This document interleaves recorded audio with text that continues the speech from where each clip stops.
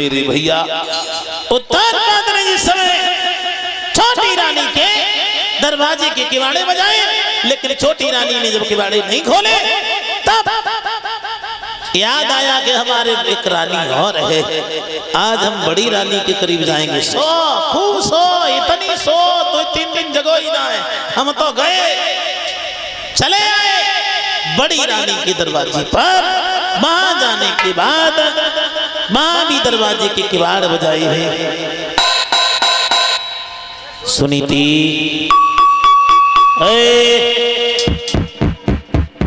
तुम भी सो गई क्या? किवाड़ी खोलो। बड़ी रानी तो एक आवाज में जग गई। महाराज के हाथों में तलवार देखी, धीरे से कहने लगी भगवान मैं रानी से नौकरानी बन गई, अब क्या हमारे प्राण लेने को आए हो? उत्तानपाद बोले रानी किवाड़े खोल, अगर नीचे वाली को मालूम पड़ गया कि मैं तेरे यहाँ हूँ तो याद रखना न जिएगी न जीने देगी, सारे घर को खोपड़ी बिठा लेगी। किवाड़े खोल। सोई महाराज की बात समझ गई रानी, लगता है मेरे भगवान मेरी सोच से चुप कर आए हैं। किवाड़े खोले, कलाई पकड़ी महाराज की, ऐसा ही नहीं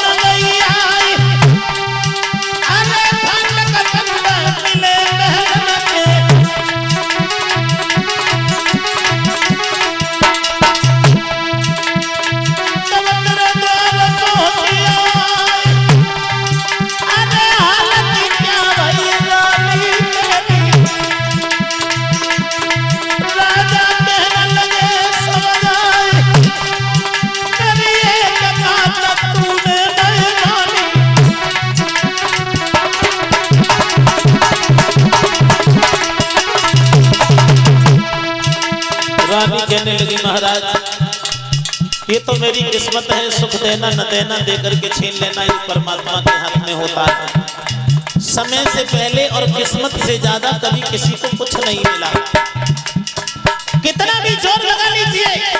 हान लाभ जीवन मरण अभ्यस धन संतान कर्म अंग 10वां किए लिखे गर्भ दरमियान। हान लाभ जीवन मरण अभ्यस धन संतान, इतना घाटा होगा इतना फायदा होगा, इतने दिन जियोगे इतने दिन बाद मर जाओगे, इतना सम्मान होगा इतना अपमान होगा, इतनी औलाद होगी इतने शरीर के अंग रहेंगे। ये सब बच्चा जब मां के पेट में होता है तब लिख दिया जाता है। हान लाभ जीवन मरण अभ्यस धन संतान कर्म अंग 10वां किए लिखे गर्भ दरमियान। और लिखने वाला साधारण कलम से नहीं लिखता है, किसी की लोह लेखनी भाल शिला पर लिख जाती कुछ लेख, भाल कहते हैं मस्तक को। लिखने वाला लोहे की कलम से लिखता है, किसी की लोह लेखनी भाल शिला पर लिख जाती कुछ लेख, और न पड़ती पीछे को लिखा क्या इतना तोले दे। किस्मत लिखने वाले के पास इतना टाइम नहीं है जो एक बार कर्म लिखने के बाद किस्मत लिखने के बाद मुड़कर ये देख ले कि मैंने इसके नसीब में क्या लिखा। लोह लेखनी भाल शिला पर लिख जाती कुछ ले, न मुड़ती पीछे को क्या लिखा है इतना तो ले देख। अच्छा लिख गया बुरा लिख गया, वो फिर काल के हाथ में है, समय के हाथ में है, समय उसे कहां से कहां ले जाए। सुनीति कहने लगी महाराज ये तो मेरी किस्मत है, लेकिन एक बात बताओ तुम कहां गए थे? जवाब दिया वन में शिकार खेलने गया था रानी, फाटक बंद हुए इसलिए तेरी याद आ गई, मैं तेरे पास आ गया। तो रानी ने एक बात कही महाराज भूख लगी होगी तुम्हें। बोली वो रानी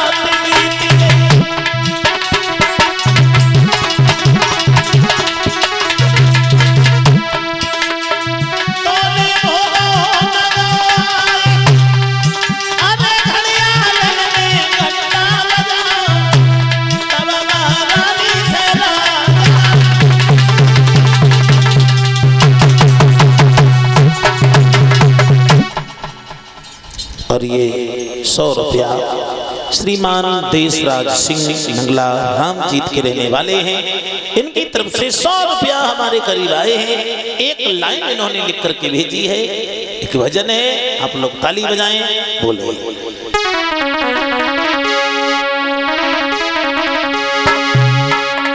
अंगूठी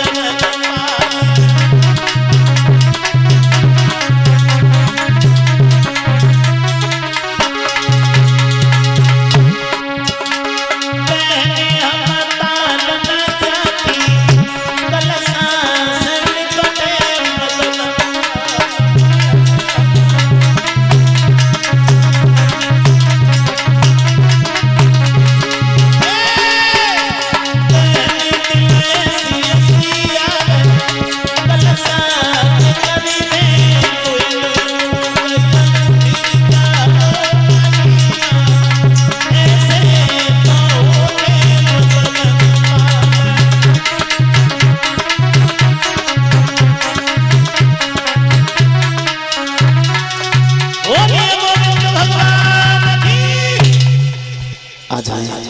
उसी जगह जहां कथा का प्रसंग चल रहा था। आज जिस समय महाराज उत्तानपाद ने ये कहा, देखो रानी सुबह होने को जा रहा है, अगर नीचे वाली को मालूम पड़ गया तो मुसीबत हो जाएगी, इसलिए अब हमें जाने दो। जैसे ही महाराज उत्तानपाद बड़ी रानी के यहाँ से चले, नीचे उतर के आए, क्या देखा? छोटी रानी के महल का दरवाजा खुला हुआ है, रानी बीच आंगन में खड़ी है। आओ महाराज आओ, कहां थे? चेहरा उतर गया तुम्हारा, कहां रहे रात भर? उत्तानपाद बोले, रानी शिकार खेलने के लिए गया था, जब तक लौट के आया तब तक फाटक बंद हो चुके थे। क्या करता? दहलीज पर सिर रखे सो गया, इसलिए चेहरा उतर गया मेरा। अच्छा, झूठ बोलना कोई तुमसे सीखे महाराज? अरे हमें पूछो तुम कहां से? बोली छोटी रानी,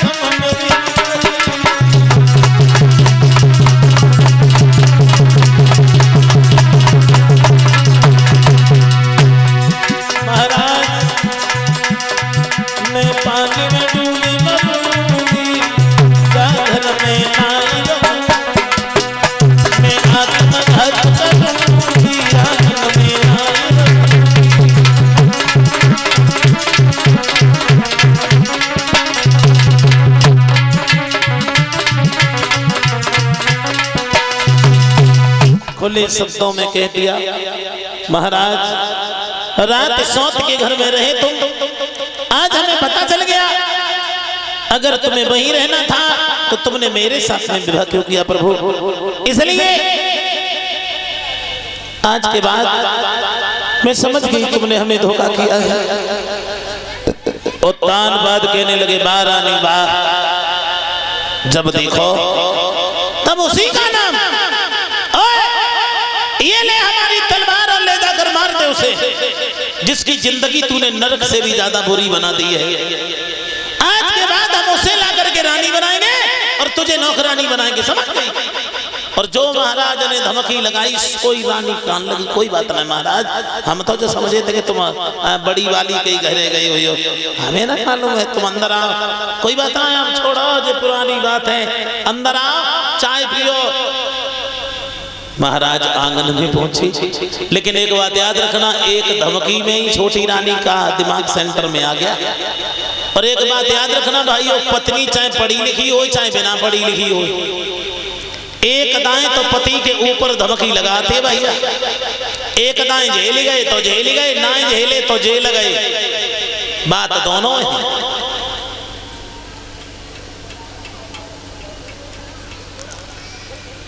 और ये 200 रुपया श्री